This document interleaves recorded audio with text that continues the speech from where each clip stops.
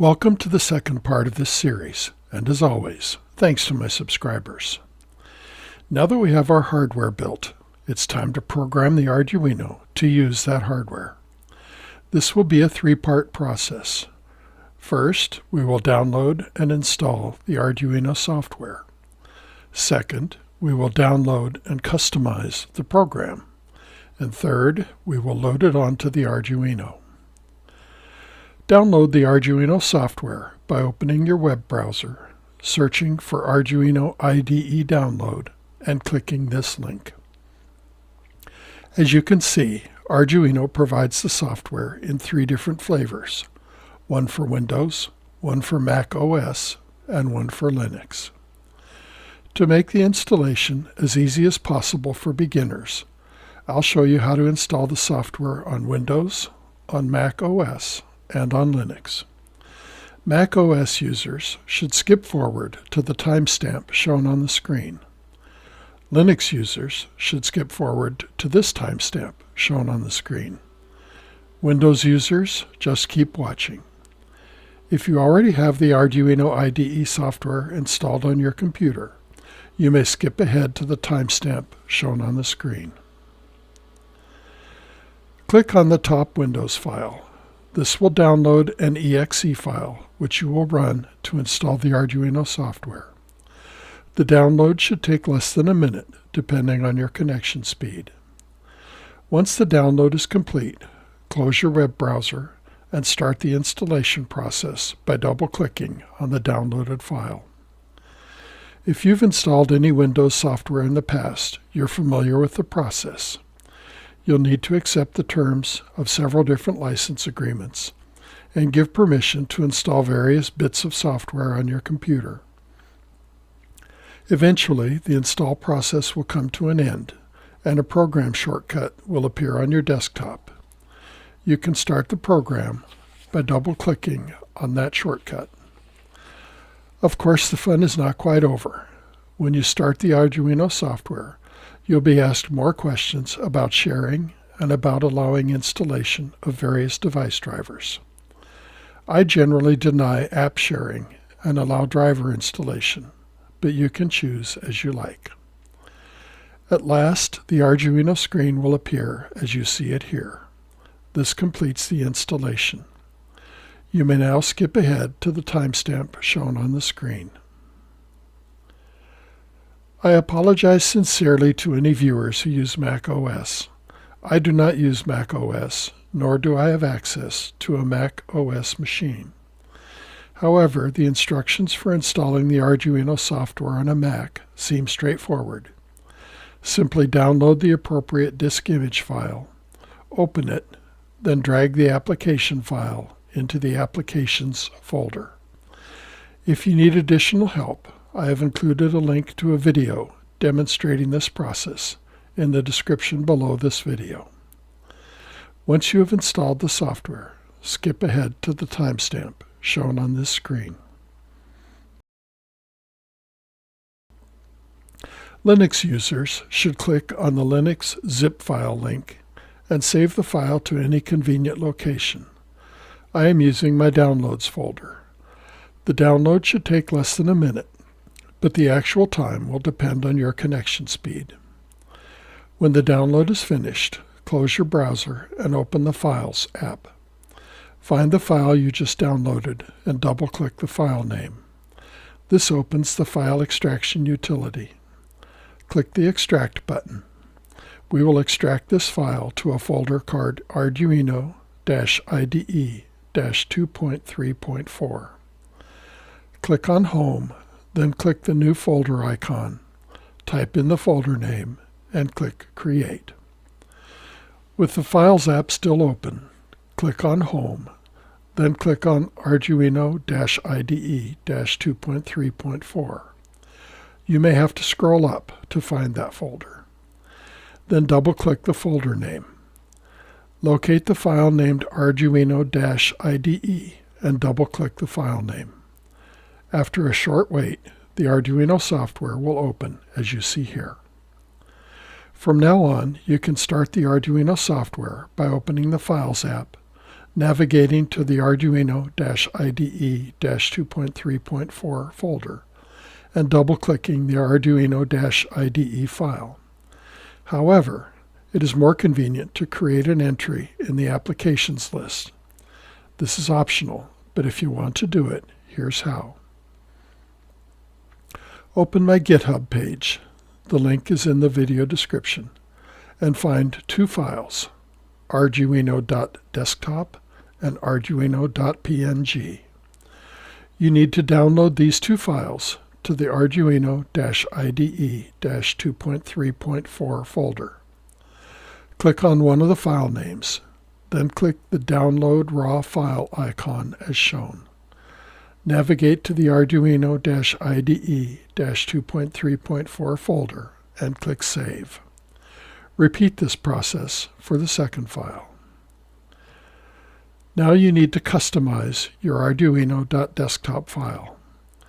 Double-click on the file name to edit the file. Insert the correct path on the exec and the icon lines. Your path name will be /home, followed by another / and your username, followed by another / and the folder name, in this case Arduino IDE 2.3.4. If you are unsure of your path name, right-click on your Arduino.desktop file name and select Properties. The path is shown next to the words Parent folder. Once you have fixed and double-checked the desktop file, save it and close the text editor. Then right-click the Arduino.desktop file name, select Move To, and navigate to the local /share/applications folder and click Select. Once that's done, you'll need to restart your computer. This forces Linux to refresh the entries in the Applications list. Find your new Arduino IDE application and start the program normally. If you want to move the application icon to a more convenient spot, simply click and drag the icon left or right until it's where you like it.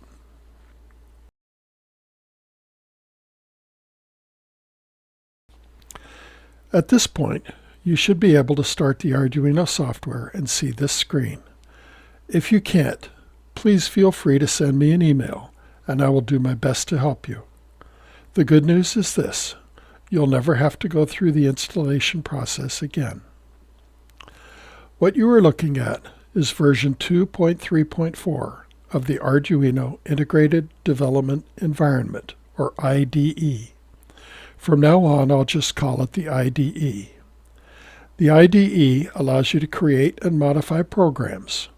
The Arduino folks call them sketches, and to load those sketches into the memory of the Arduino Nano or Uno you purchased in Part 1. Your sketches are stored in your sketchbook. You can find, and modify if you like, the location of your sketchbook by clicking File/Preferences. Do that now. The second step in this project is to download the sketch from my GitHub page. Click the link to my GitHub page in the description below this video and look for a file named Speedometer version 1. Click on the file name, click the download icon, and save the file in a convenient place. I saved mine in my Downloads folder. Once that's done, return to the IDE and click File, then Open. Navigate to your downloaded file and select it. The IDE will offer to create a sketchbook folder and move your downloaded file into that folder. Select OK. You can close the old IDE window now.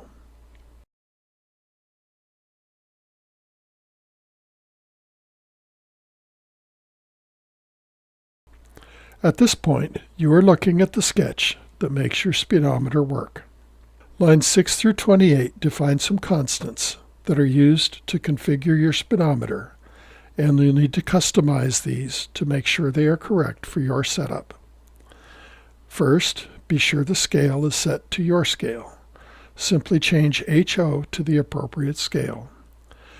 Second, select the units you want to display the speed in. either miles per hour or kilometers per hour. Finally, you need to define how far apart your sensors are. As written, the code uses 6 inches. If you wanted to change that to, say, 250 millimeters, you would change distance to 2.5 and set dist units to cm. And that's all the changes you need to make. Click the check icon to check for errors. This message means everything is okay. Now for the third and final step. Connect your Arduino to your computer using the supplied USB cable. Next, select your Arduino board. You'll choose either Arduino Uno or Arduino Nano, depending on which you bought, even if you bought a clone.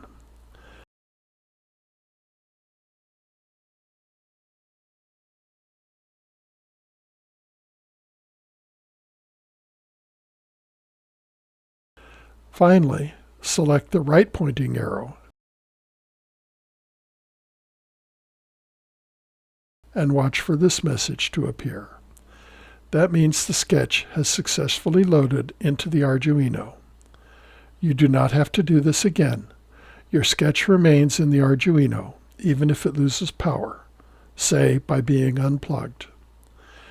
Now you may use your speedometer, as I demonstrated in the first video.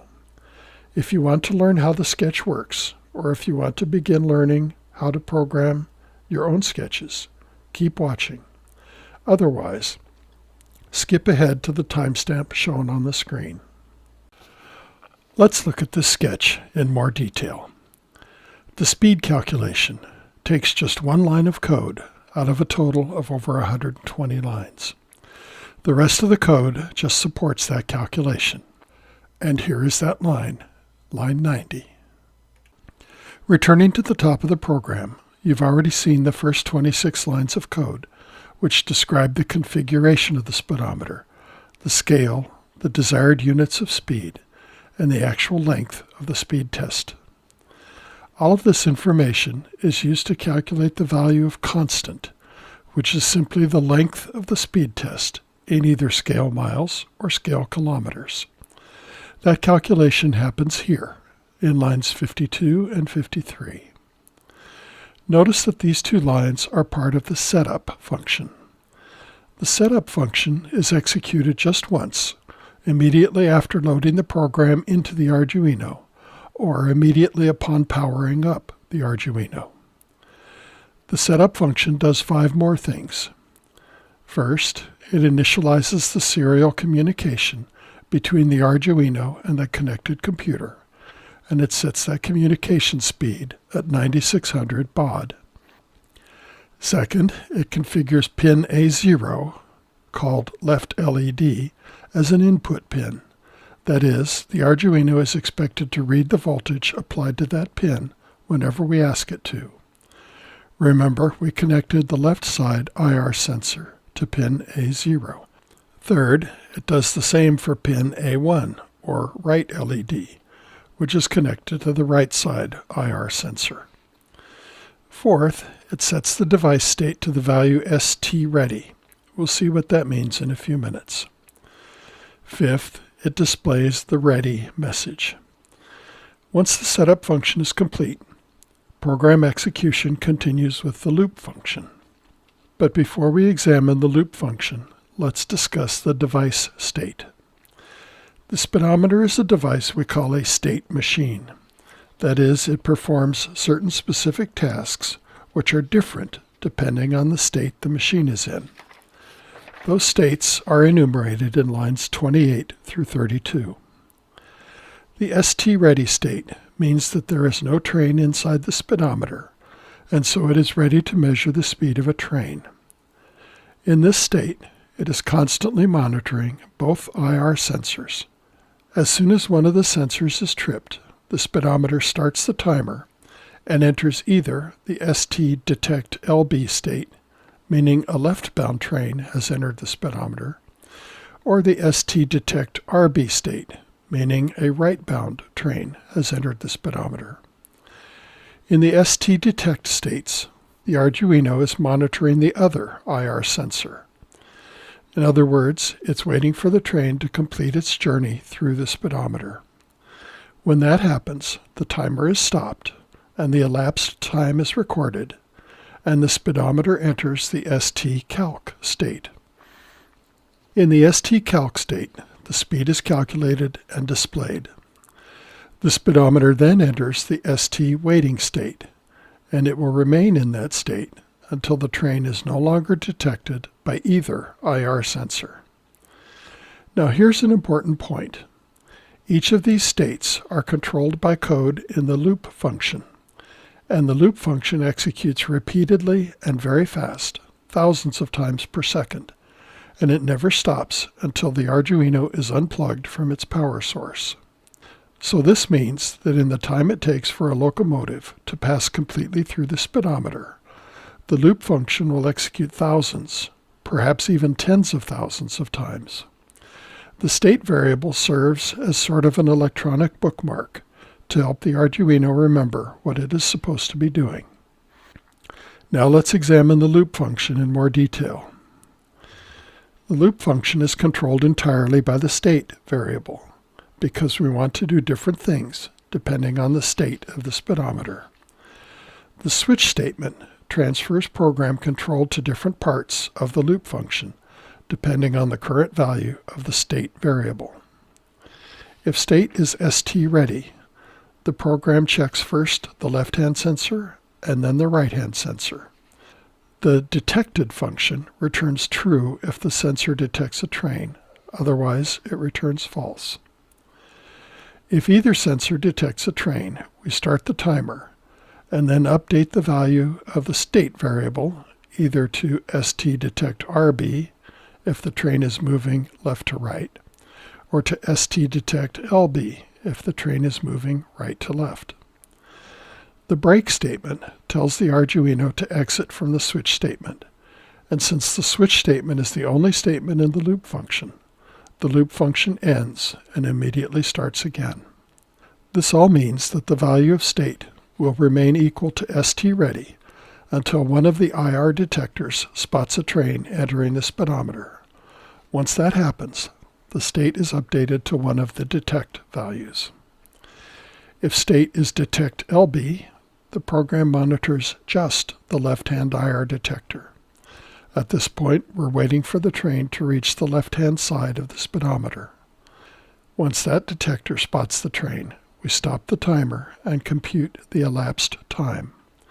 Then we set the state variable to STCalc.